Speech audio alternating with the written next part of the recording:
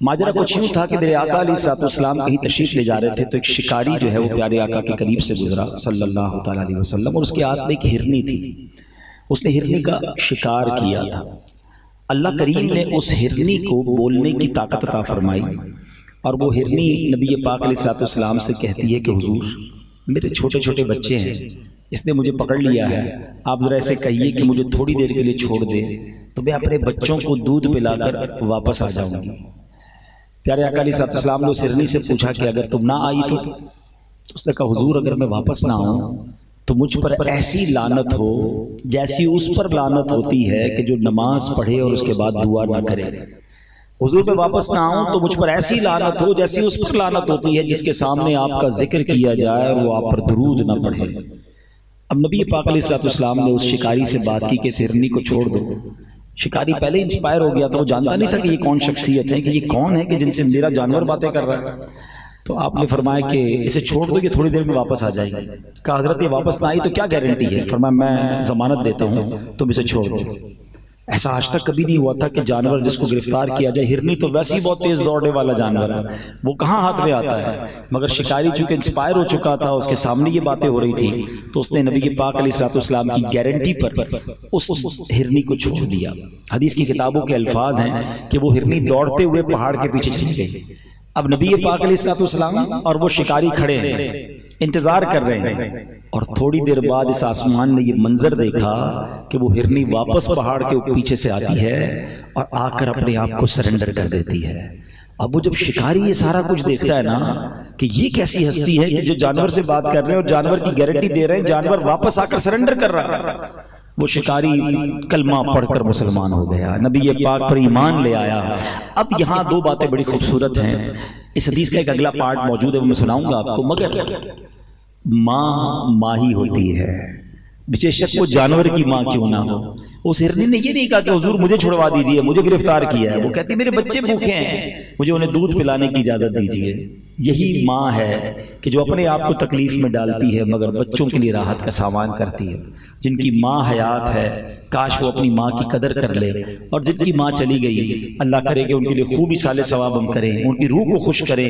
اللہ ہم سب کے والدین کی مغفرت فرمائے.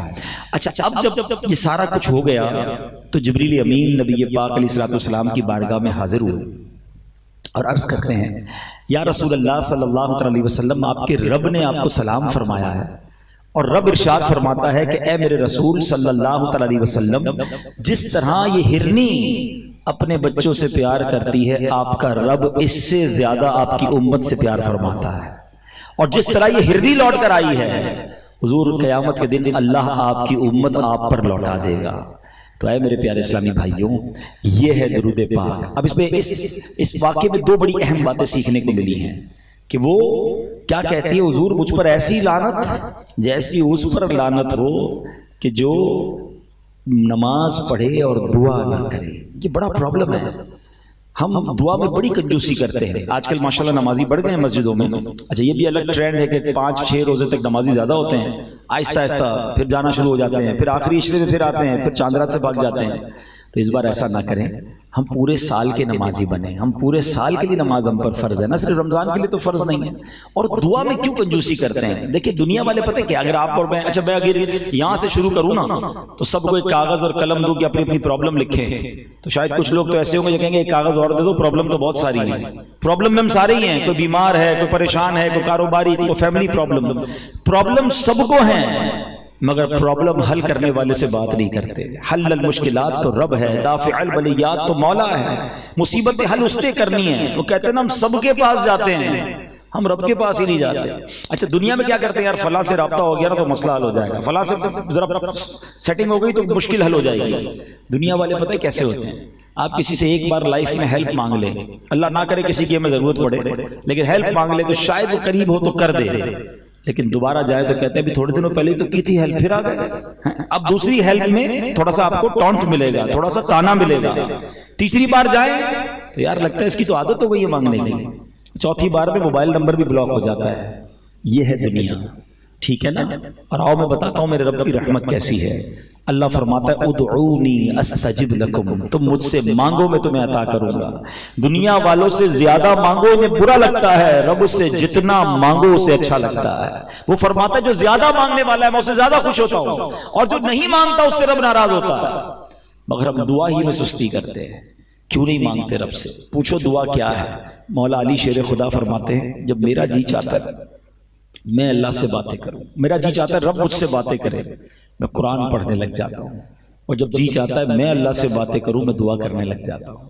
یہ اللہ سے بات کرنے کا طریقہ ہے. نو سیکرٹری بٹوین یو اینڈ ہم، نو اپوائنٹمنٹ ریکوائرڈ. بڑے سے بڑے آدمی سے بات کرنے کے لیے ٹائم لینا پڑتا ہے، ٹائم بھی لمیٹڈ ملتا ہے. کوئی اپوائنٹمنٹ کی ضرورت نہیں ہے، کوئی ٹرانسلیٹر کی ضرورت نہیں ہے. جب جی چاہے ہاتھ اٹھاؤ، سر جھکاؤ اور اپنے رب سے باتیں کرنا شروع کر. تو بتاؤ نا اس کو پریشان، بتاؤ نا اس کو مصیبت میں ہوں، بتاؤ تو صحیح اس کو کس پرابلم میں ہوں. اکیلے میں مانگا کرو، مسجد میں بیٹھا کرو، نماز ختم ہو جائے پھر بھی بیٹھ جایا کرو. آج ہم نے کوئی بہت بڑا آدمی اپنے گھر میں بلائے اور کہے کہ یار 5-10 منٹ کی صاحب سے میٹنگ ہے، اور وہ کہے بیٹھ جاؤ تھوڑی دیر، آدھا گھنٹہ میرے پاس بیٹھو. باہر نکل کے دوستوں کو بتاتے ہیں یار میٹنگ تو 5 منٹ کی تھی، صاحب نے آدھا گھنٹہ بٹھایا. ہاں مجھے 1 گھنٹہ ٹائم دیا. دنیا والوں کے پاس گھنٹہ بیٹھو، بڑے آدمی کے پاس تو خوشی ہوتی ہے، اور اللہ کے گھر میں بیٹھنے کا ٹائم ہی نہیں ہے، دعا مانگنے کا ٹائم ہی نہیں ہے. سوچئے ہم کیا کر رہے ہیں. اور یہ سوچ لے کہ نماز پڑھ کر دعا نہ مانگنا یہ اللہ کو سخت ناپسند. یہ خاص قبولیت دعا کا وقت ہے. نماز پڑھنے کے بعد، قرآن پڑھنے کے بعد درود، کوئی بھی نیکی کرتے نا، ہر نیکی سے کیا ہوتا ہے رحمت آپ کی طرف متوجہ ہوتی ہے. جب بھی کہتے ہیں کہ کوئی دعا کرنی ہو نا تو پہلے کوئی صدقہ دے کر یہ 2 رکعت صلاۃ الحاجات پڑھ کے دعا کرو. جیسے ہی آپ کوئی نیکی کرتے رحمت الہی متوجہ ہو جاتی ہے. اب ہاتھ اٹھائیں، اب دعا کریں اور دل سے کریں. اللہ دلوں کے حال جانتا ہے. اللہ سے دعا کرنے کے لیے بہت مکفہ مسجع بہت مشکل دعائیں یاد کرنے کی بھی ضرورت نہیں ہے. یاد ہو جائے تو ٹھیک ہے، ورنہ وہ تو دل کے حال بھی جانتا ہے. میں آپ کو ایک اور مشورہ دیتا ہوں، کبھی کبھی میں پریکٹس کرتا ہوں اس لیے. کبھی اللہ سے اپنی مادری زبان میں بات کرنا. ہاں کبھی آپ نمنی میں دعا کریں. آپ اگر پنجابی بیٹھے پنجابی میں دعا کریں. پشتو میرا کوئی بھائی سن رہا ہے اپنی زبان میں دعا کرو. اس کی جو کنیکٹیوٹی ہے نا وہ آپ کے دل سے نکلے گی. آپ پھر اکیلے میں بیٹھ کے مانگو. اور خاص طور پہ جو تہجد کا وقت ہے دعا میں بھی کبھی کبھی دیکھیں ہمارا پرابلم کیا ہے. ابھی ماشاءاللہ محفل میں دعا ہوگی، ہمارے ہاتھ بھی اٹھیں گے، آنکھوں سے آنسو بھی نکل آئیں گے، اچھی بات ہے. لیکن جب بندہ اکیلے میں روتا ہے نا، جب کسی کو پتہ نہ ہو، میں جانوں میرا رب جانے. مجھے ایک بات بتائیں، کبھی ایسا لائف میں ہوا ہوگا آپ کے ساتھ کہ جب آپ تنہائی میں رات کو پریشان ہو کر اٹھ گئے ہوں گے. جب ماں میری بھی زندہ تھی، آپ میں سے کئیوں کی ماں چلی گئی ہوگی، جن کی ہے ان کے ساتھ ہوتا بھی ہوگا کہ ہم پریشان ہو کر ماں کے پاس جاتے تھے کہ ماں بہت تکلیف میں ہوں، پریشان ہوں، دعا کر دو. ماں کیا کرتی تھی؟ کیا وہ کروٹ بدل کر سو جاتی تھی کہ بیٹا تیرا مسئلہ تو حل کر؟ ماں بھی اٹھ جاتی تھی، وہ سینے لگاتی تھی، ہم سے زیادہ بے چین ہو جاتی تھی. مجھے بتاؤ میں رات اٹھ کر ماں کے پاس جاؤں اور آنسو بہا دوں تو ماں بے قرار ہو کر سینے لگا لے. تو اگر رات کبھی اٹھ کر تہجد میں ماں سے زیادہ پیار کرنے والے رب کے پاس جاؤں تو وہ کیوں نہ کرم کرے گا، وہ کیوں نہ مشکل آسان کرے گا. واٹ ایور پرابلم یو ہے، واٹ ایور کلیمٹی یو ہے، کوئی بھی مسئلہ میرے اور آپ کے لیے بڑا ہے. ہمارا ایک اور پرابلم پتہ ہے کیا ہے کہ ہم اپنی کلیمٹی کو، اپنے پرابلم کو کیلکولیٹر سے کیلکولیٹ کرتے ہیں کہ یار یہ تو ہو ہی نہیں سکتا، یہ قرضہ تو اتر ہی نہیں سکتا، یہ پرابلم سالو ہی نہیں ہو سکتا، کاروبار بڑا ڈیمیج ہو گیا ہے، صحت بڑی خراب ہو گئی ہے، ڈاکٹر کہتا ہے بڑا مشکل ہے، جناب فیملی میں بڑا ایشو ہے. میرا اور آپ کا ایشو ہے. میرا رب تو وہ ہے جو حضرت یوسف کو اندھیرے کنویں سے نکال کر مصر کا بادشاہ بنا سکتا ہے، جو دریائے نیل میں حضرت موسیٰ کے لیے راستے بنا سکتا ہے، جو حضرت صالح کے لیے پہاڑ سے اونٹنی نکال سکتا ہے. میرا رب تو وہ ہے جو حضرت سرکار دو عالم علیہ السلام کی مٹھی میں جو کنکر ہیں ان کو کلمہ پڑھوا سکتا ہے. میں اور آپ کچھ بھی نہیں ہیں. ہاں واقعی کچھ بھی نہیں ہیں، مگر ہم ہیں کس کے بندے؟ قرآن کیا کہتا ہے؟ ان اللہ علی کل شیء قدیر.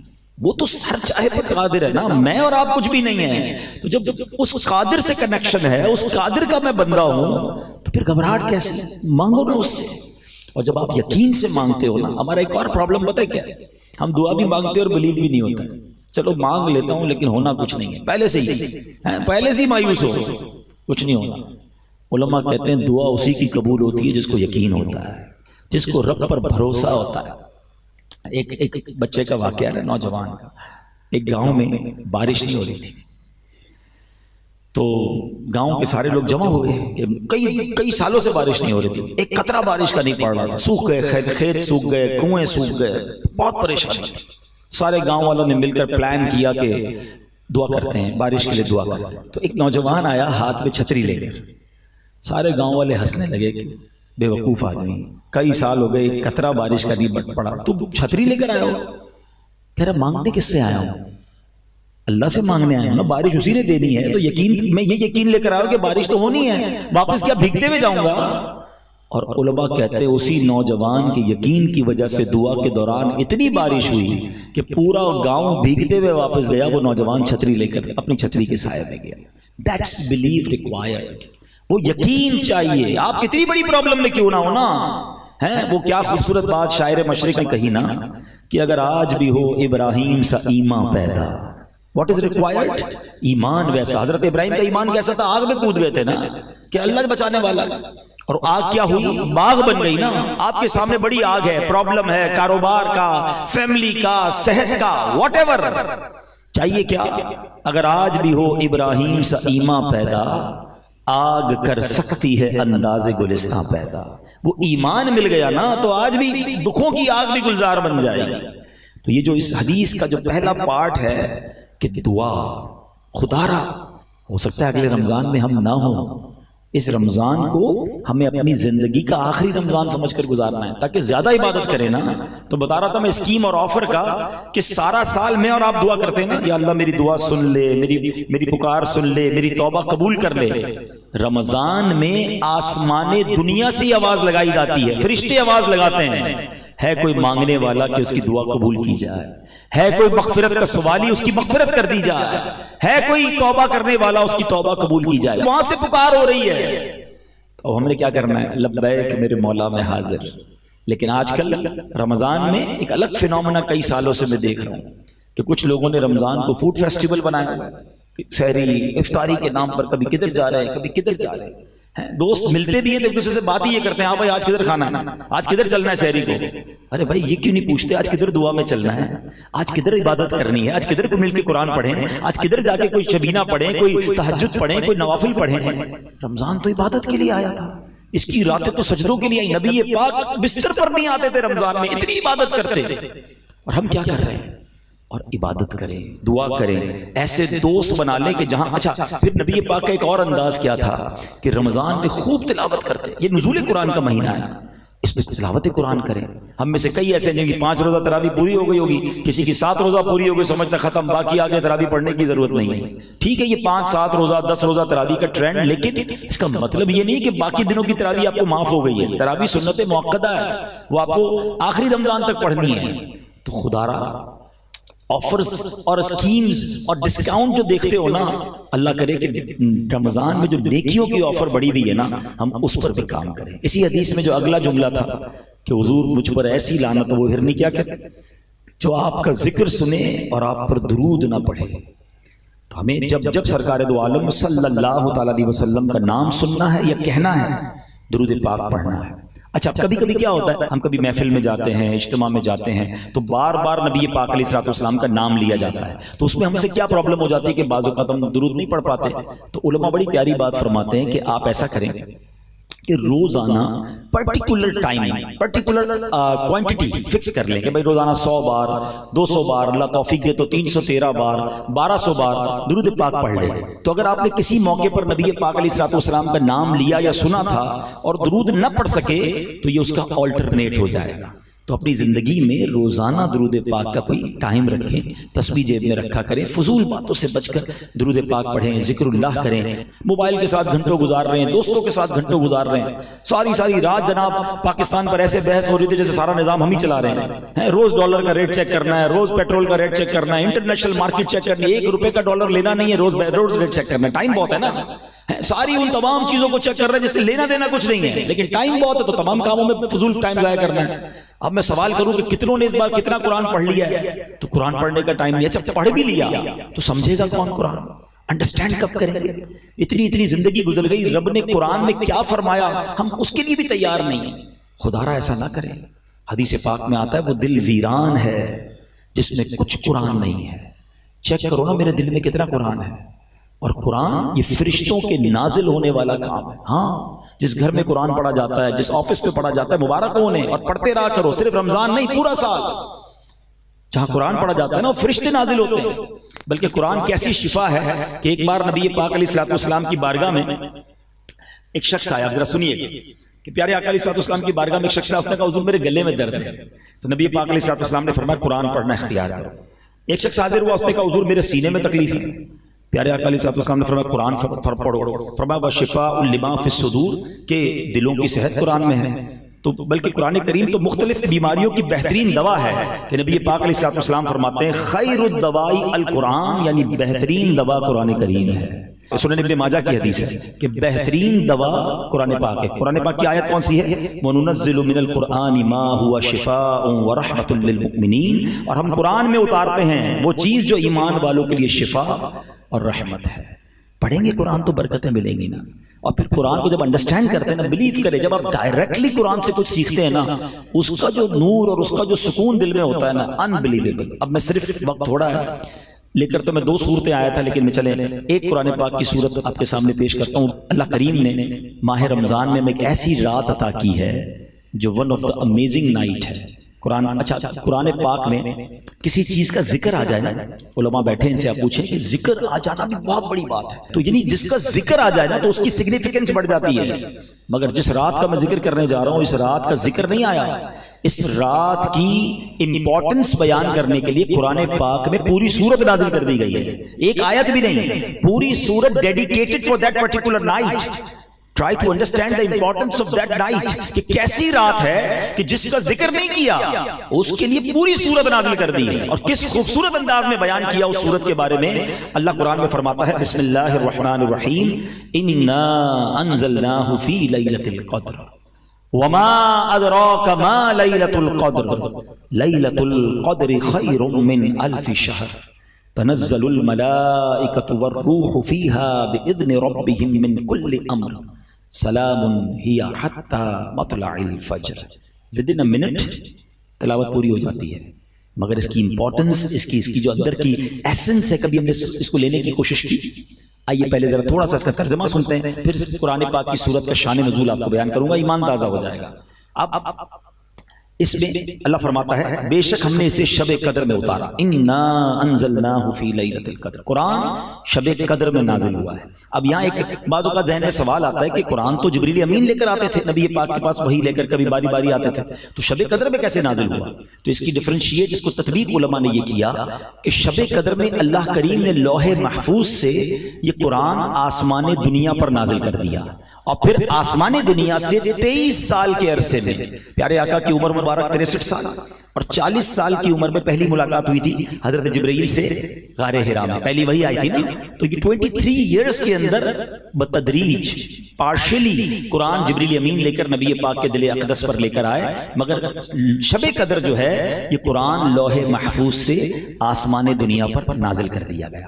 اچھا اب قرآن آگے فرماتا ہے وما ادراک ما لیلۃ القدر. تم نے کیا جانا لیلۃ القدر کیا؟ یہ بڑی عجیب سی بات ہے دیکھا جائے تو. قرآن ہم سے کیوں پوچھ رہا ہے؟ اے اللہ کے کلام، ہم سے سوال کیا جا رہا ہے کہ تم نے کیا جانا لیلۃ القدر کیا؟ علماء بڑی پیاری بات فرماتے ہیں کہ قرآن کا اسلوب ہے، قرآن کا ایک خوبصورت اسٹائل ہے کہ whenever Quran try to emphasize something اور try to explain something big، کوئی بڑی بات جب قرآن نے کرنی ہوتی ہے نا، جب اللہ کا کلام ہماری توجہ چاہتا ہے تو اللہ قرآن ہی میں سوال فرماتا ہے وما ادراک ما لیلۃ القدر. آپ نے القارعۃ مل قارعہ وما ادراک مل قارعہ، یہ اور 2-3 جگہ پر بھی موجود ہے جب قرآن خود پوچھتا ہے کہ بتاؤ یہ کیا ہے. پھر سبحان اللہ اگلی آیت میں قرآن خود ہی جواب دیتا ہے وما ادراک ما لیلۃ القدر. تم نے کیا جانا لیلۃ القدر کیا؟ اب سنو اگلی آیت میں فرماتا ہے رب لیلۃ القدر خیر من الف شہر. لیلۃ القدر 1000 مہینوں سے بہتر ہے. اب یہاں بھی ایک سوال ذہن میں پیدا ہوتا ہے کہ 1000 مہینے جو ہیں یہ ہمارے حساب سے کوئی پرٹیکولر گنتی نہیں بنتی ہے. 83 سال اور 4 مہینے بنتے ہیں. 100 سال بتا دیے جاتے، 80 سال بتا دیے جاتے ہیں. ایگزیکٹلی 1000 مہینوں کی بات کیوں ہوئی ہے؟ سبحان اللہ. جبھی تو کہتے ہیں قرآن پڑھو اور اس کے پس منظر، اس کی تفسیر میں پتہ ہونی چاہیے. اب سنیے، ہوا یہ تھا کہ نبی پاک علیہ السلام، اس کے بہت سارے شان نزول علماء نے بیان کی. ایک بہت خوبصورت واقعہ شان نزول میں ملتا ہے کہ نبی پاک علیہ السلام نے ایک بار صحابہ کرام علیہ رضوان کے سامنے ایک بہت خوبصورت واقعہ بیان کیا. بنی اسرائیل کا ایک بزرگ تھے جن کا نام تھا حضرت شمعون رضی اللہ عنہ. پیارے آقا علیہ السلام نے فرمایا کہ حضرت شمون، میں حدیث کا خلاصہ پیش کرتا ہوں کہ ایک ایسے بزرگ تھے جنہوں نے 1000 مہینوں تک کیسے عبادت کی کہ دن کو روزے رکھے، رات قیام میں گزاری اور اللہ کی راہ میں جہاد بھی کرتے تھے، اور بڑے اسٹرانگ تھے، ویری ٹو مچ پاورفل۔ اچھا، اب ان کی جو دشمن تھے نا وہ پریشان ہو جاتے تھے، جو کفار تھے وہ لڑتے تھے، سب کو گرا دیتے تھے، اب کوئی چال چلتی نہیں تھی ان کی۔ تو ان ظالموں نے کیا کیا، آپ کی بیوی کو لالچ دے کر پیسوں کا لالچ دیا کہ کسی طرح ہمیں یہ گرفتار کروانے میں مدد کرو۔ بیوی لالچ میں آ گئی، اس مکار عورت نے کیا کیا، اپنے شوہر کو حضرت شمون کو رات کو رسی سے باندھ دیا کہ صبح اٹھیں گے تو میں کافروں کو بلا کر حوالے کر دوں گی۔ اب جب رسیوں سے باندھا اور وہ لوگ آنے سے پہلے حضرت شمون کی آنکھ کھلی، انہوں نے اپنے آپ کو رسیوں میں بندھا دیکھا تو ہاتھ ہلایا تو رسیاں ٹوٹ گئیں۔ فرمایا اللہ نے تو مجھے بہت طاقت دی ہے، رسیاں کیا میرا بگاڑیں گی؟ کہتی نہیں حضرت میں تو آپ کی طاقت چیک کر رہی تھی۔ ٹھیک ہے، دوسرے دن اس عورت نے رات کو زنجیروں سے باندھ دیا کہ اب کیسے نکلیں گے۔ آپ صبح اٹھے، ہاتھ ہلایا تو زنجیریں ٹوٹ گئی۔ عورت کہتی میں تو آپ کی طاقت چیک کر رہی تھی، آپ نے کہا مجھے اللہ نے بڑی طاقت دی ہے سوائے میرے بالوں کے۔ اب یہاں اس حضرت شمون کی زبان سے یہ نکل گیا، پہلے کی جو شریعت تھی نا اس میں بڑے بال رکھنے کی مردوں کو اجازت تھی۔ ہم نبی پاک کے امتی ہیں، ہماری شریعت میں مرد کو کندھے سے نیچے بال رکھنا حرام ہے، یاد رکھیے گا، اور عورتوں کو کاندھے سے اوپر بال رکھنا حرام ہے۔ یا الٹا ہو گیا ہے، مرد کے بال اتنے بڑے بڑے ہونے لگ گئے، پونیاں باندھتے ہیں مرد، اور عورتیں اتنے چھوٹے بال کرا رہی ہیں کہ جناب پتہ ہی نہیں چلتا۔ کبھی کبھی تو کوئی بندہ جا رہا ہو اتنے بڑے بال ہوتے لگتا ہے کوئی خاتون جا رہی ہے، جب پیچھے مڑ کے دیکھتے پتہ نہیں آ رہی تو مرد ہی ہے۔ تو کیوں کرتے ہیں ایسا؟ مسلمان ہیں، ہماری کوئی پہچان ہے، اور جو شریعت کا حکم ہے اس پر عمل کریں۔ بہرحال حضرت شمون کو اس عورت نے رات کو انہی کے بالوں سے باندھ دیا۔ اب آپ صبح اٹھے تو اپنے آپ کو چھڑا نہیں سکے۔ اب ان ظالموں نے کیا کیا کہ آپ کو بڑی بے دردی سے شہید کیا، آپ کو کاٹا، آپ کے ٹکڑے ٹکڑے کیے۔ اب جب آپ کو شہید کیا نا تو اللہ کی غضب کی ایسی بجلی نازل ہوئی کہ جتنے یہ قتل کرنے والے تھے سب کے سب، ان کی بیوی سمیت سب راکھ ہو گئے۔ اچھا، اب یہ واقعہ نبی پاک علیہ السلام نے صحابہ کے سامنے سنا، میں نے بھی آپ کے سامنے سنایا۔ آپ کے ذہنوں میں کیا بات آ رہی ہے؟ ہمارے ذہنوں میں کیا بات آتی ہے؟ یار یہ بزرگ کتنے بڑے بزرگ تھے، کتنی محنت کی اور کیسے ظلم کے ساتھ شہید ہوئے۔ واقعی یہ تو ہے، مگر صحابہ کرام کا سوچنے کا انداز ہی نرالا تھا۔ کیا خوبصورت مائنڈ سیٹ تھا۔ کہتے ہیں حضور یہ پچھلی قوم کے لوگ تو ہم سے آگے بڑھ گئے، 83 ایئرز اور 4 مہینے تو روزے رکھے انہوں نے، رات عبادت کی، جہاد بھی کیا، شہید بھی ہو گئے، ان کی عمریں اتنی بڑی تھی، یہ تو ہم سے آگے بڑھ گئے، اور ہم تو اتنی عمر ہی نہیں ہماری، ہم تو پیچھے رہ جائیں گے، ان کی نیکیاں ہم سے زیادہ ہیں۔ یہ ہے مائنڈ سیٹ صحابہ کرام کا۔ ہم جنرل سوسائٹی میں آتا ہوں، میں لگتا ہے میں تو پیچھے رہ گیا، جنرل سوسائٹی میں تو میرا گھر ہی نہیں ہے، میں تو فلیٹ میں رہتا ہوں، اپنی گاڑی کے ساتھ کوئی بڑی گاڑی لگ جائے تو لگتا ہے میری گاڑی چھوٹی، یہ اصل گاڑی تو یہ ہے۔ کسی کی گھڑی دیکھے تو پریشان، کسی کا موبائل دیکھے تو پریشان، کسی کی فیکٹری دیکھے تو پریشان، ہم اسی میں مر گئے۔ کسی کے گھر دعوت میں جاؤ تو ہمارے گھر میں جھگڑا شروع ہو جاتا ہے، کیوں بھائی اس کا ڈرائنگ روم میں دیکھا کیسے صوفے لگے تھے، تم تو لگاتے ہی نہیں ایسے صوفے، دیکھو بچے کی شادی میں کتنا بڑا فنکشن کیا، تم تو کرتے ہی نہیں ہو، بندہ بولے میں گھر دعوت میں لے کر گیا، جھگڑا میرے گھر میں شروع ہو گیا۔ اس چکر میں رہیں گے تو کبھی بھی خوش نہیں ہوں گے۔ کیا خوبصورت مائنڈ سیٹ تھا صحابہ کا کہ حضور نیکیوں میں آگے بڑھ گئے۔ ایسا ہی ایک اور واقعہ آپ کو سناتا ہوں، اللہ کرے گی کمپٹیشن کرنا ہے نا، آؤ کرتے ہیں نا، نیکیوں میں کرو نا۔ مال کا کمپٹیشن، نعمتوں کا کمپٹیشن کبھی بھی ختم نہیں ہوگا۔ آپ کروڑ پتی ہیں، آپ کو ارب پتی نظر آ جائے گا، آپ ارب پتی بن بھی گئے تو خرب پتی نظر آ جائے گا۔ لوگوں کے اپنے جہاز ہیں، اپنے آئرلینڈ ہیں، کدھر تک دوڑو گے؟ ہر بار آپ کو آپ سے اوپر والا کوئی مل جائے گا، آپ ٹینشن نہیں رہو گے۔ اچھا، اس پرابلم سے پتا ہے ایک اور پرابلم کیا ہو رہی ہے؟ ہم انجوائے نہیں کر رہے اپنی لائف کو، جو ہماری لائف ہے نا اس کو تو انجوائے نہیں کر رہے، کیونکہ دوسرے کی دیکھ کے اپنی لائف ہی بری لگ رہی ہے، حالانکہ اللہ نے کروڑوں سے اچھا مجھے بنایا۔ ایک بار کیا ہوا، غریب صحابہ، مہاجرین جو تھے نا وہ غریب تھے، انصار بڑے ویل آف تھے کیونکہ وہ تو پہلے سے مدینے میں رہتے تھے، مہاجرین مکے سے ایمٹی ہینڈڈ مدینے گئے تھے، تو مہاجرین صحابہ نبی پاک کے پاس آئے، look at the way of talk, اور ان کی تھنکنگ کیا تھی۔ کہتے حضور وہ عرض آپ سے کرنے آئے تھے، حدیث کا خلاصہ فرماؤ کیا کہنا ہے، کہیے کیا کہنا ہے۔ نبی پاک فرماتے ہیں کہ حضور مسئلہ یہ ہے کہ یہ جو انصار صحابہ ہیں نا، نماز ہم پڑھتے ہیں، نماز یہ بھی پڑھتے ہیں، روزہ ہم رکھتے ہیں، روزہ یہ بھی رکھتے ہیں، لیکن حضور یہ صدقہ کرتے ہیں ہم تو نہیں کر سکتے، یہ پیسے والے ہیں نا، یہ اللہ کی راہ میں خرچ کرتے ہیں ہم تو نہیں کر سکتے، ہم پیچھے رہ گئے نیکیوں میں۔ انہوں نے یہ نہیں کہا کہ حضور ان کے گھر اچھے ہیں، ہمارے گھر اچھے نہیں ہیں، ان کے پاس پیسے ہیں، ہمارے پیسے نہیں ہیں، ان کے کپڑے مہنگے، ہمارے کپڑے نہیں، حضور وہ صدقہ خیرات کرتے ہیں پیسوں سے، ہم ہیں غریب۔ تو نبی پاک علیہ السلام نے پتہ کیا فرمایا کہ آپ پیارے آقا کی تربیت بھی دیکھو. فرمایا ایسا کرو میں تمہیں ایسا وظیفہ نہ بتا دوں کہ جب تم وہ وظیفہ پڑھ لو وہ عمل کر لو تو جو تم سے آگے نیکیوں میں تم ان کے برابر ہو جاؤ. کہ حضور ضرور بتائیے. پیارے آقا نے فرمایا 33 بار سبحان اللہ، 33 بار الحمدللہ، 34 بار اللہ اکبر پڑھ لیا کرو. جو نیکیوں میں تم سے آگے نا تم اس سے برابر ہو جاؤ گے. They become happy. پیسے لینے تو آئے نہیں تھے، ثواب کا کمپٹیشن تھا، خوشی خوشی واپس چلے گئے. اب سنو تھوڑی دیر بعد پھر آیا، کہتے حضور مسئلہ ہو گیا ہے. فرمایا کہو کیا کہتے ہو؟ کہ حضور جو آپ نے ہمیں وظیفہ بتایا نا وہ انہوں نے بھی سن لیا ہے، وہ انصار صحابہ نے بھی سن لیا ہے، اب وہ پیسے والے بھی ہیں وظیفہ بھی کر لیں گے. اب نبی پاک بہت مسکرائے، حدیث کے الفاظ ہیں پیارے آقا بہت مسکرائے اور فرمایا ذالک فضل اللہ یؤتیہ من یشاء. یہ اللہ کا فضل ہے، اللہ جسے عطا فرمائے. لیکن اس واقعے کے تحت جو علماء نے ڈیبیٹ کی ہے، اللہ اکبر، اتنی خوبصورت ڈیبیٹ ہے کہ کیا مائنڈ سیٹ تھا، کیا نیتیں تھیں. اونلی ثواب چاہیے تھا، کمپٹیشن تھا نیکیوں کا. بچپن سے ایک واقعہ ہم سن رہے ہیں مگر اس کا ایسنس کب لوگے کہ حضرت عمر نے کیا کہا تھا غزوہ تبوک کے موقع پر کہ میں ویل آف ہوں، پیسے اچھے ہیں، آج ابو بکر سے آگے بڑھ کے دکھاتا ہوں. ہمارے پاس پیسے اچھے ہو یار، اس بار کاروبار اچھا ہوا ہے، پڑوسی سے اچھی گاڑی لے کے دکھاتا ہوں. آج اس بار کاروبار اچھا ہوا ہے، دوست سے اچھا موبائل لے کے دکھاتا ہوں. پیسے بہت اچھے، اب دنیا کو بتاتا ہوں کیسا کام کیسے ہوتا ہے. ہم اس چکر میں مر گئے. حضرت عمر کہتے ہیں پیسے اچھے تھے، کاروبار وغیرہ اچھا ہوا تھا، آج ابو بکر صدیق سے نیکیوں میں آگے بڑھ جاتا ہوں. 50% اپنے گھر کا مال لے کے سرکار دو عالم علیہ السلام کے پاس چلے گئے. آقا نے پوچھا عمر کیا لائے ہو؟ کہ حضور گھر کا آدھا سامان لے کر آ گیا ہوں. ادھر بھائی لوگوں کو 2.5% زکات بھاری پڑ رہی ہوتی ہے. او ہو 2.5% تو بہت ودھارے تھی وہ 50% لے کے چلے گئے. مجھے یہ سمجھ آج تک نہیں آتی کہ جس کو 5 کروڑ روپے کی زکات بھاری پڑتی ہے وہ یہ کیوں نہیں سوچتا کہ اللہ نے 2 ارب دیے تو 5 کروڑ بن رہے ہیں نا، اس کا شکر کب ادا کرو گے؟ ادھر کروڑ 2 کروڑ کی زکات بنے تو ٹینشن شروع ہو جاتی ہے. بندہ کہتا ہے مولوی صاحب کو راستہ بتاؤ، یہ والی نیت تو یوں تھی، یہ پلاٹ کی نیت یوں تھی. ارے کیوں نیتیں بدلنے کی کوشش کرتے ہو؟ جب بھی زکات بناؤ تو یہ نیت کرو کہ تھوڑی اور زکات نکال دوں. زکات بچانے کے مسئلے نہ پوچھا کرو، زکات دینے کے مسئلے پورا پوچھا کرو. جس دن تم نے زکات پوری دی آج گارنٹی سے لکھ لو اگلے سال تمہاری زکات اور بڑھ جانی ہے. اور جو پوری زکات دیتے ہیں ان سے آپ پوچھ لیں کہ ماشاءاللہ ہر سال ان کی زکات بڑھتی ہے. اللہ کی راہ میں خرچ کرنے سے مال کم نہیں ہوتا. بتاتا ہوں کمپٹیشن کس کو کہتے ہیں. کہتے ہیں میں آدھا مال لے کے چلا گیا نبی پاک کے پاس. کہتے ہیں مجھے انتظار تھا صدیق اکبر کیا لاتے ہیں. اللہ اکبر. صدیق اکبر آئے، سر پر ایک پوٹلی ہے، ایک چھوٹا سا ٹوکرا ہے. اپیرنٹلی حضرت عمر سے مال تھوڑا تھا، یاد رکھیے گا، یہ ایک اور خوبصورت بات سیکھیں گے آپ. اپیرنٹلی یعنی دیکھنے میں وہ مال حضرت عمر سے تھوڑا تھا. آ کر عرض کرتے ہیں حضور یہ میری طرف سے حاضر ہے.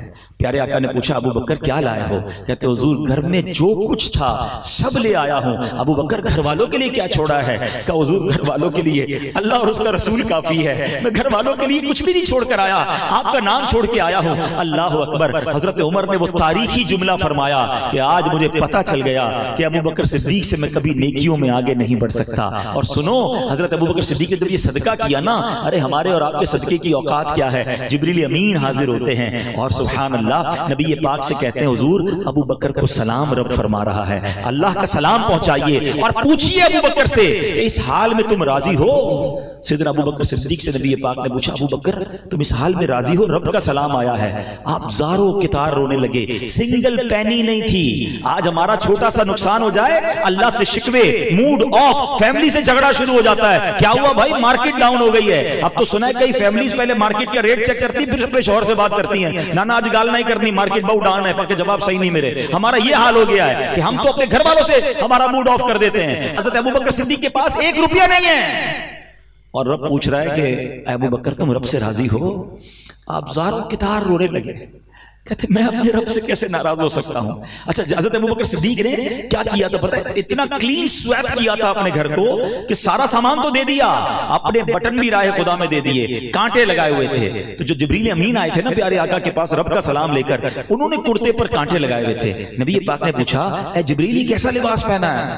سنو جبریل امین کہتے حضور میں نے نہیں، اکیلے نے نہیں، آسمان پر جتنے فرشتے ہیں نا آج اللہ کو ابو بکر کی ادا ایسی پسند آئی ہے کہ آسمان پر جتنے فرشتے ہیں حضور سب نے ایسا لباس پہنا ہے. ارے یہ تھے وہ لوگ جن کا کمپٹیشن تھا. میں آپ سے پوچھتا ہوں, تمہیں پجیرو دیکھ کر, تمہیں V8 دیکھ کر, مرسیڈیز دیکھ کر تو لگتا ہے میرے پاس کب آئے گی. تمہیں تہجد گزار دیکھ کر کیوں نہیں لگتا کہ میں تہجد گزار کب بنوں گا. تمہیں حافظ قرآن دیکھ کر کیوں نہیں لگتا کہ یار عمر دونوں کی ایک ہے, اس کے سینے میں پورا قرآن ہے اور مجھے قرآن پڑھنا نہیں آتا. یہ والا کمپٹیشن کیوں یاد نہیں آتا. ہمارے اپنے آفس پر ہم کاروبار پہ بیٹھے ہوتے ہیں, ہمارا اکاؤنٹنٹ, ہمارا پیون, ہمارا کام کرنے والا کھڑا ہو کے نماز کے لیے جاتا ہے, ہم بیٹھے رہ جاتے ہیں اور ہماری نماز قضا ہوتی ہے. اس کو دیکھ کر یہ خیال کیوں نہیں آتا کہ یار یہ جنت کی طرف جا رہا ہے اور میں نمازی کیوں نہیں بن پا رہا. اپنی ایج کے علماء اور مفتیان کرام کو دیکھ کر کیوں خیال نہیں آتا کہ یار یہ بھی 40 سال کے, میں بھی 40 سال کا, یہ عالم بن گئے, یہ مفتی بن گئے, یہ جنت کی طرف جا رہے ہیں, میں پیچھے رہ گیا. ہماری تو کمپٹیشن ہی دنیا بن گئی ہے. خدا را ایسا نہ کرو. اور صحابہ کرام کا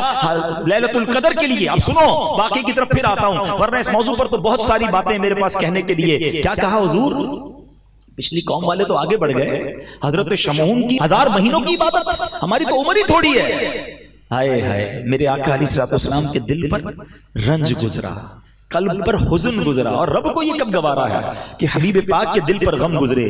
جبریل امین آتے ہیں, کہتے حضور غمزدہ نہ ہو, آپ کے رب نے آپ کی امت کو ہر سال ایک رات ایسی دے دی ہے کہ جو اس رات میں عبادت کرے گا وہ حضرت شمعون کی 1000 مہینوں کی عبادت سے آگے بڑھ جائے. لیلۃ القدر خیر من الف شہر. اور سنو, لیلۃ القدر 1000 مہینوں کے برابر نہیں کہا رب نے, خیر من الف شہر, اور اس سے بہتر افضل ہے. علماء کہتے ہیں رب جانے, اس کی عطائیں جانے کہ 1000 مہینوں سے کتنے بہتر ہیں. اچھا اس رات ہوتا کیا ہے؟ تنزل الملائکۃ والروح فیہا باذن ربہم من کل امر سلام ہی حتی مطلع الفجر. جبریل امین اور جناب فرشتے اللہ کا حکم لے کر آتے ہیں اور سلامتی ہوتی ہے صبح تک. تو یہ رات ہر سال ہمیں عطا کی گئی ہے. میں نے تفصیل اس لیے بیان کر دی کہ be ready for that night, تیار ہو جاؤ اس رات کو حاصل کرنے کے لیے. اور بہترین طریقہ کیا ہے اس رات کو حاصل کرنے کا؟ سبحان اللہ, اور بہترین طریقہ تو اعتکاف ہے. یہ جو 10 دن کا اعتکاف ہوتا ہے نا آخری عشرے کا, اس کا ایکچولی موٹیو کیا ہوتا ہے, اس کا گول کیا ہوتا ہے؟ الٹیمیٹ گول یہ ہے کہ کسی طرح لیلۃ القدر کو حاصل کر لیا جائے. اب بندہ جب ہے ہی اعتکاف میں تو ساری رات 10 کے 10 دن اعتکاف میں اس کو لیلۃ القدر مل ہی جائے گی. اچھا پھر اللہ کی اور مہربانی دیکھو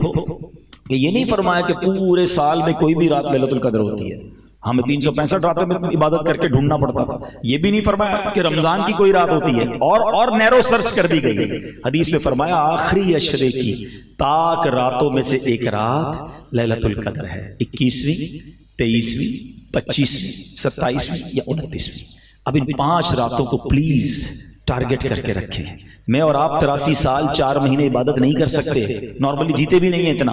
اور 83 سال کے روزے, 83 سال کی رات کی عبادت, اور اللہ کی راہ میں جہاد کر کے شہید ہونے والے حضرت شمعون تھے نا, ان سے زیادہ ثواب مل سکتا ہے. تو اب بتائیں کیسی اسکیم ہے, کتنا پریپیئر ہونا چاہیے. مگر ہم نے تو آخری عشرے عید کی شاپنگ کی پلاننگ کی بھی ہوتی ہے. تو یہاں میں یہ مشورہ دوں گا اگر ہو سکے تو اعتکاف میں بیٹھیں. لیکن اب اعتکاف میں بھی ایک نیا ٹرینڈ شروع ہو گیا ہے, یہ اسمارٹ فون ساتھ جاتا ہے اعتکاف میں, 4 دوست بھی ساتھ جاتے ہیں, تو پتہ چلا بیٹھے تو اعتکاف میں الٹا اور فضول باتیں کر کے گناہ لے کر آ رہے ہیں. یاد رکھیے گا مسجد میں جب بھی جائیں نا فضول باتوں سے بچنا ہے. احادیث میں مضمون ملتا ہے مسجد میں فضول بات کرنا آپ کے نیکیوں کو اس طرح کھا جاتا ہے جیسے آگ لکڑی کو کھا جاتی ہے. فرمایا مسجد میں کہہ کہا قبر میں اندھیرا لاتا ہے. تو نہ ہنسنا ہے نہ مسجد میں فضول باتیں کرنی. اب آتے ہیں کہ لیلۃ القدر کی رات جبریل امین زمین پر تشریف لاتے ہیں فرشتوں کے ساتھ اور عبادت کرنے والوں سے مصافحہ کرتے ہیں. اور فرمایا حضرت پیارے آقا علیہ السلام نے پوچھا ہے جبریل اس رات اور کیا ہوتا ہے؟ یعنی عرض کرتے ہیں حضور سب کی بخشش ہو جاتی ہے, حدیث پاک کا خلاصہ, سوائے 4 قسم کے لوگوں کے. اب آپ سوچیں کہ لیلۃ القدر بھی کچھ لوگ ایسے ہوں گے جن کی بخشش نہیں ہوگی. وہ کون 4 ہیں؟ فرمایا شراب کا عادی, ماں باپ کا نافرمان, رشتے داری کاٹنے والا, اور عداوت رکھنے والا, مسلمانوں کے درمیان دوریاں کرنے والا, ایک دوسرے کے ساتھ تعلق ختم کرنے والا. ٹرائی ٹو انڈرسٹینڈ, ایسی مبارک رات بھی یہ 4 قسم کے لوگ نہیں بخشے جائیں گے. اب شراب کا عادی, خدا نہ خواستہ اگر میرا کوئی بھائی یہاں مجھے سن رہا ہے, انٹرنیٹ پر سنے گا, خدا را توبہ کر لو. اچھا آپ ان 4 جرموں کی امپورٹنس سمجھے, کتنے بڑے جرم ہیں. آپ نے شب برات کے بارے میں بھی سنا ہوگا کہ قبیلہ بنو کلب کی بکریوں کی تعداد کے مطابق مسلمان بخشے جاتے ہیں, گناہگار بخشے جاتے ہیں, مگر کچھ لوگ نہیں بخشے جاتے. آپ کو وہاں بھی یہ لوگ نظر آئیں گے, شرابی وہاں بھی نہیں بخشا جاتا, ماں باپ کا نافرمان وہاں بھی نہیں, رشتے داری کاٹنے والا ادھر بھی نہیں بخشا جاتا. اس کا مطلب یہ کتنے بڑے گناہ ہیں. مگر کسی کو احساس ہی نہیں ہے. اب تو سنا ہے شادیوں میں کولڈ ڈرنک کی طرح شراب پی جاتی ہے. اچھا شراب پیتے نہیں ہے تو کہتے ہیں میں تو بیٹھتا ہوں دوستوں کے ساتھ, کمپنی دیتا ہوں.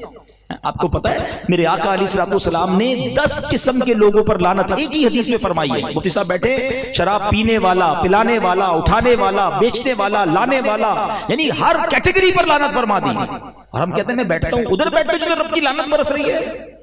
ذرا سوچے نا ہم کیسی گیدرنگ میں بیٹھتے ہیں. یہ جتنے شرابی, جواری, چور, اچکے, غلط کام کرنے والے جتنے آپ کو مل جائیں پوچھ لو ان سے یہ عادت کدھر سے ملی ہے. گھر والے تھوڑی سکھاتے ہیں. یہ وہی گیدرنگ ہے جو شرابی بناتی ہے, جو نشئی بناتی ہے, جو چور بناتی ہے, جو غلط کاموں کی طرف لے جاتی ہے. سارے کام نارملی بری دوستوں سے ملتے ہیں, مگر ہم کہتے ہیں نہیں میں بہت پکا ہوں تو خالی یہاں تو میں تو صرف کمپنی دیتا ہوں. مجھے بتاؤ نا کبھی ایک فرسٹ گراؤنڈ فلور پر آگ لگ جائے تو فرسٹ فلور پہ کوئی رہتا ہے؟ بلڈنگ فوراً خالی کرتے ہیں کہ نہیں یار یہ آگ اوپر بھی آ جائے گی. جہاں لعنت برس رہی ہے, جہاں رب ناراض ہو رہا ہے, ان کے ساتھ بیٹھے ہوئے ہو. Please try to change your company. میں آپ کو ایک اور بات بتاتا ہوں, یہ ہمارا سالانہ مسئلہ ہے. ہر سال تقریباً مسجد نماز پڑھنے لوگ لگ جاتے ہیں. ہر سال کیا ہوتا ہے ہمیں کہ رمضان کے بعد نماز نہیں پڑھتے. اچھا ہر سال وعدہ کرتے ہیں کہ یار اب میں پکا نمازی بنوں گا, اب توبہ کروں گا. 27 رمضان کو رو رو کے دعا کرتے ہیں. پھر پہلی 4 رات کو کیا ہوتا ہے؟ صرف ایک پرابلم ہے کہ آپ انہی دوستوں کے ساتھ دوستی لگاتے ہیں کہ رمضان کے بعد ہم ٹوپی لگائے نا تو بولے خیر تو ہے, مولوی ہو گیا کیا, پڑھ لی نا رمضان میں جتنی پڑھنی تھی, اب جمعہ پڑھ لینا. اب وہ دوست ٹونٹ کرتے ہیں. رمضان کے بعد اگر ہمارے اندر کوئی چینجنگ آئے نا دینی, تو جانا اسی رات کو بیٹھنا انہی کے ساتھ ہے. تو وہ ہمیں اتنا ٹونٹ کرتے ہیں کہ ہم نیک نہیں بن پاتے. اگر واقعی آپ نے نیک بننا ہے نا, you have to change your good company. آپ کو اچھی کمپنی کی طرف آنا ہوگا, بیڈ کمپنی سے نکلنا ہوگا. تو دوبارہ آتا ہوں میں. تو یہ ہو گیا شراب کا عادی. دوسرا ماں باپ کا نافرمان. خدارا اپنے ماں باپ کو مت ستانا. ماں باپ راضی تو رب راضی. جس کے پاس ماں باپ ہے نا قدر کر لو. پوچھو ان سے جن کے ماں باپ چلے گئے. خدا کی قسم رمضان میں بہت یاد آتے ہیں. اپنے ماں باپ کی قدر کیجیے, خوب دعائیں لیجیے. ماں باپ راضی ہو گئے نا تو انشاءاللہ خیر ہو جائے گی. اور تیسرے نمبر پر فرمایا رشتہ داری کاٹنے والا. یہ بھی بڑا پرابلم ہو گیا ہے. میں ہم تو فلاں انکل کے گھر نہیں جاتے, فلاں چاچی کے پاس نہیں جاتے, فلاں ماموں کے پاس کیوں نہیں جاتے؟ انہوں نے دعوت میں نہیں بلایا تھا, انہوں نے افطار پہ نہیں بلایا تھا, گئے تو اچھے طریقے سے ملے نہیں. اتنی چھوٹی چھوٹی بات پر ہم رشتہ داریاں کاٹ لیں گے. خدا رہا محبتوں والا مہینہ ہے, برکتوں والا مہینہ ہے. ایک دوسرے سے تعلق بنا لیں, اس کو گھر پہ افطاری بھجوا دیں, اپنے گھر پہ بلا لیں, کچھ نہیں جاتا. اچھا میں جب اس طرح کے بات کرتے ہیں نا تو دماغ میں شیطان ڈالتا ہے یار مولانا صاحب بات تو ٹھیک کر رہے ہیں مگر غلطی تو ان کی تھی نا, میں کیوں معافی مانگوں, میں کیوں آگے جاؤں. کوئی بات نہیں. ہماری بیمنی کا ایک جملہ ہے نا, جو نمیوں وہ اللہ کے گمیوں جھک جائے, کوئی بات اللہ کی رضا کے لیے معاف کر دیں. اچھا ایک بات اور بتائیں, ہم سب کیا دعا کر رہے ہیں آج کل؟ یا اللہ میرے صغیرہ گناہ بھی معاف کر دے, میرے کبیرہ گناہ بھی معاف کر دے, میری ساری خطائیں معاف کر دے. یہی دعا ہے نا. ہم نے معاف کر دیا اللہ کے بندوں کو, یعنی ہم معاف کرنے کے لیے کسی کو تیار نہیں ہے. اللہ سے کہہ رہے ہیں اللہ تو سب معاف کر دے, پہلے خود کو معاف کرو. دل میں لے کے بیٹھے ہوئے ہیں, چھوڑوں گا نہیں, موقع ملنے کی دیر ہے پھر بتاؤں گا. سارے ریونج دل میں, اور اللہ سے کہہ رہے ہیں اللہ تو مجھے سارے گناہوں کو معاف فرما دے. ارے مزہ اس میں کہ آپ سب کو معاف کرے, پھر اللہ سے کہیں کہ یا اللہ مجھے معاف کر. میں بندہ ہوں نا, میں جو کر سکتا تھا میں نے کر دیا. جس نے بھی میرا دل دکھایا, جس نے بھی مجھے تکلیف دی, میرے سب کو معاف کیا. اے کریم اب تو مجھے معاف فرما دے. کاش یہ ذہن ہمارا بن جائے. جس دن آپ کا یہ ذہن بن گیا نا معافی کا, درگزر کا. اچھا نعتیں سب سنتے ہیں, سلام اس پر کہ جس نے گالیاں سن کر دعائیں دیں, سلام اس پر کہ جس نے خون کے پیاسوں کو کبائیں دیں, دشمن آ جائے تو چادر بھی بچھا دیتے ہیں. سب جھوم جھوم کر سنتے ہیں, اور ہم نہیں چھوڑیں گے. بولا کیسے میرے سامنے؟ اچھا ہم نے معاف بھی نہیں کرنا, درگزر بھی نہیں کرنا, اور باتیں بڑی بڑی کرنی ہیں. آپ اس کی کانسیکوینسز سمجھ جائیں کہ رشتہ داری کاٹنے والا شب قدر کو نہیں بخشا جائے گا. اچھا آپ اس رشتہ دار سے رابطہ کر لیں, وہ آپ کو کہے گا بھی 2 اوور بعد خیال آیا ہے, اتنے ٹائم بعد آپ کو خیال آیا, بولا ہاں یار میں بیان سنا, شب قدر آ رہی ہے, معاف کر دو, مل جا رہا ہے. یقین کرے تھوڑی سی کوشش کے بعد محبت بڑھ جائے گی. اور اگر پھر بھی وہ آپ کو آپ سے نہیں ملتا تو آپ بری ہو جائیں گے کہ آپ نے پہل کر دی, آپ نے محبت کا قدم بڑھا دیا. ہاں لیکن وہ قدم بھی محبت والا ہونا چاہیے. ہمارے ایک اور مسئلہ بھی ہے کہ کبھی کوئی غلطی ہو جائے نا تو معافی بھی ایسے مانگتے ہیں جس کی معافی مانگنے کی ضرورت ہوتی ہے. بھائی ہو گیا نا یار معاف کر دو, بول تو رہا ہوں, اب معافی مانگ رہا ہوں, اور کیا پھر بھی نہیں کر رہے معاف. پتہ نہیں معافی مانگ رہے ہو لڑائی کر رہے ہو. معافی ایسے نہیں ہوتی ہے, لجاجت سے ہوتی ہے, پیار سے ہوتی ہے. تو اللہ کی رضا کے لیے نرمی کے ساتھ رشتہ داری جوڑ لیجئے. اگر کسی رشتہ دار کے ساتھ دوری ہے نا, اللہ ناراض ہو جائے گا. ہمیں جنت میں جانا ہے, تھوڑی دن لائف ہے, محبت کے ساتھ پیار کے ساتھ رہیے. اور آخری بات آقا علیہ السلام نے فرمایا مسلمانوں میں قطع تعلق کرنے والے, یہ رشتہ داروں کا الگ فرمایا گیا, اور عام مسلمانوں سے تعلق اگر توڑا ہوا ہے, عداوت رکھی ہوئی ہے, ریونج کی تمنا رکھی ہوئی ہے, معاف کر دیں. دل بڑا کرتے ہیں. انشاءاللہ آپ لوگوں کو معاف کریں، اللہ ہمیں معاف فرما دے گا. ایک شخص کے بارے میں آتا ہے نا، بڑا گناہگار تھا، تو اس کا انتقال ہوا.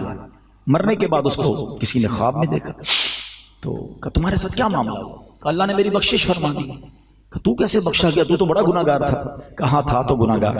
ایک بار گھر پہ کھانا میری بیوی نے بنایا اور اس میں نمک بہت زیادہ تھا. مجھے بڑا غصہ آیا کہ میں اٹھ کر بیوی کو سزا دوں. ہو سکتا ہے یہاں بھی کوئی شیر ببر بیٹھے ہوں ایسے کہ کھانا ذرا نمک زیادہ ہو جائے تو چائے ٹھنڈی ہو جائے، افطاری کے وقت پکوڑے گرم چاہیے، شربت ٹھنڈا چاہیے. پتہ نہیں کمپیوٹر سے شادی کی ہے یا بیوی سے شادی کی ہے، وہ بھی انسان ہے بھائی، ہو جاتی ہے کبھی غلطی، اس کی بھی طبیعت خراب ہو سکتی ہے. کبھی افطار سے پہلے کچن میں جا کے دیکھا ہے؟ ہمیں بھی اثر کے بعد روزہ لگتا ہے، اس کو بھی لگتا ہے، اور وہ بیچاری چولہے کے آگے کھڑی ہوتی ہے، لیکن تھوڑی سی کمی پر اتنا شور کچھ لوگ مچاتے ہیں. نہ کیا کرو ایسا، وہ بھی اللہ کی بندی ہے. اب سنو، وہ شخص کہتا ہے بڑا جی چاہا مجھے کہ میں اٹھ کے چانٹا ماروں اس کو، بیوی کو ایسے نمک کیسے ڈال دیا. اچانک دل میں خیال آیا کہ یار میری بیوی نے ایک مسٹیک کی ہے، مجھے مارنے کو جی چاہ رہا ہے، سزا دینے کو جی چاہ رہا ہے. میں صبح سے شام اللہ کی بارگاہ میں مسٹیک کر رہا ہوں، اللہ تو سزا نہیں دے رہا. کہتا ہے میں نے خاموشی کے ساتھ کچھ بھی نہیں کہا، بیوی کو معاف کر دیا. مرنے کے بعد مجھے بتایا گیا کہ اس روز جو تو نے بندہ ہو کر میری بندی کو معاف کیا تھا نا، میں تو سب سے بڑا معاف کرنے والا ہوں، جا میں نے تیرے سارے گناہ معاف کر دیے. یہ ہے معافی. معافی نہیں کرتے یار. ملازم کو تو اتنا برا بھلا کہتے ہیں، اچھا وہ غریب بھی گالیاں سنتا ہے، اس کو پتہ ہے نوکری سے نکال دیں گے تو بے روزگاری بہت ہے، کہاں جاؤں گا، لیکن دل رکھتا ہے. وہ قیامت کے دن وہ کھڑا ہو سکتا ہے آپ کے لیے. ایک بندے سے ملاقات ہوئی، کسی نے پوچھا کتنی تنخواہ ہے؟ بولا اتنی تنخواہ. بولا تنخواہ تو بہت اچھی ہے. بولا آدھی کام کی آدھی گالیوں کی ہے. اتنی گالیاں دیتا ہے میرا سیٹ، لیکن کیا کروں، تنخواہ اچھی دیتا ہے اس نے جا نہیں رہا. لیکن کیا اس کا دل نہیں ٹوٹتا ہو؟ نہ کیا کرو ایسا. اللہ نے اگر نوازا ہے نا تو نرم رہو. ہاں کہ دانا خاک میں مل کر گلے گلزار ہوتا ہے، عزت دو گے تو عزت ملے گی. تو بہرحال ہمیں یہ بات سیکھنی ہے آج کہ محبت سے پیار سے زندگی گزارے. اگر میری یہ بات کسی کو یاد آ رہی ہے نا، مثال دیتا ہوں، کوئی میرا بھائی میری بہنیں سن رہی ہیں کہ یار کسی سے واقعی ہم نے زیادتی کر دی، بے شک وہ آپ کا ملازم ہے، مانگ لے معافی. ہاں ہمارے پیر و مرشد امیر علیہ سنت ایسی تربیت فرماتے ہیں مدنی چینل پر. جبھی تو میں کہتا ہوں دیکھا کرو. آپ نے ایک بار فرمایا کہ باپ نے اگر بیٹے کے ساتھ زیادتی کی ہے نا تو باپ کو بیٹے سے معافی مانگنی پڑے گی. شوہر نے بیوی کے ساتھ زیادتی کی ہے تو شوہر کو بیوی سے معافی مانگنی پڑے گی. ہے بڑی عجیب بات کہ شوہر بیوی سے مانگے، باپ بیٹے سے مانگے. فرمایا سیٹھ نے ملازم کے ساتھ زیادتی کی ہے تو اس کو ملازم سے معافی مانگنی پڑے گی. اور فرماتے پیر نے مرید کے ساتھ زیادتی کی ہے، اگر دل آزاری کی ہے تو پیر کو مرید سے معافی مانگنی پڑے گی. اور پھر کیا خوبصورت بات فرمائی کہ یہ باتیں کیوں سمجھ نہیں آ رہی آپ کو کہ خود نبی پاک علیہ الصلوۃ والسلام اپنے صحابہ کے درمیان اعلان کیا کرتے کہ اگر کسی کا حق آتا ہے تو مجھ سے لے لے، بدلہ لینا ہے تو مجھ سے لے لے. کونین کے والی کا یہ انداز ہے، اور ہم کہ میں کیسے معافی مانگوں؟ معافی مانگنے سے عزت کم نہیں ہوتی ہے، اللہ اور بڑھاتا ہے، اللہ اور عزت بڑھاتا ہے. تو اگر کبھی ہو گیا ہے، بلکہ میں مشورہ بھی دوں گا، کوئی عزت نہیں جاتی. کبھی اکیلے میں ہی بے شک اپنی زوجہ سے بھی معافی مانگ لی، اپنے بچوں سے بھی معافی، بیٹا کبھی میری کوئی بات بری لگ گئی ہو تو اللہ کی رضا کے لیے معاف کر دیں. برا نہیں لگے گا، آپ کی عزت اور بڑھ جائے گی اور گھر میں ماحول بن جائے گا. کبھی گھر والوں کو بھی شکریہ ادا کر دیا کرو. گھر میں اچھا ماحول بنانا نا، کبھی چائے لے کر آئے، کبھی کھانا لے کر آئے تو جزاک اللہ، بہت شکریہ. تھوڑے دن وہ کہیں گے طبیعت تو نہیں خراب ہو گئی آپ کو، کیا ہو گیا شکریہ ادا کر رہے ہیں، کیونکہ آج تک کبھی نہیں کیا ہوگا. لیکن کوئی بات نہیں، اس سے محبت پیار اور اس کی بھی دل جوئی ہوگی نا. تو اس طرح اگر زندگی گزاریں گے، اور یہی میرے آقا کی سنت ہے، نبی پاک کا یہی تو انداز تھا کہ اپنی ازواج کے ساتھ، اپنی فیملی کے ساتھ کیا خوبصورت ماحول یہ سکھاتا ہے ہمارا دین. اچھا ہمارا ایک اور پتہ ہے ٹارگٹ کیا ہوتا ہے؟ اگر میں آپ سے پوچھوں کہ آپ کی سب سے زیادہ محبت کس کے ساتھ ہے یا سب سے زیادہ برتاؤ اچھا کس کے ساتھ کرتے ہو، تو کوئی کہے گا یار بیسٹ فرینڈ تو وہ ہے. اچھا میرا بہت اچھا برتاؤ میرے کسٹمر کے ساتھ ہے. دکان پہ گاہک آ جائے، کوئی بڑا کسٹمر آ جائے، اچھو آئی سب بھی ہو، بیٹھے کھانا کھایا کہ نہیں کھایا؟ نہیں آپ کو کھانا تو کھا کے جانا پڑے گا، چائے تو پی کے ہی جائیں گے آپ. ارے بھائی جلدی آؤ، ملازم کو بلائیں گے کیوں کسٹمر ہے. اب میں بتاتا ہوں، نبی پاک علیہ السلام فرماتے ہیں تم میں بہترین وہ ہے جو اپنے گھر والوں کے ساتھ بہترین ہے.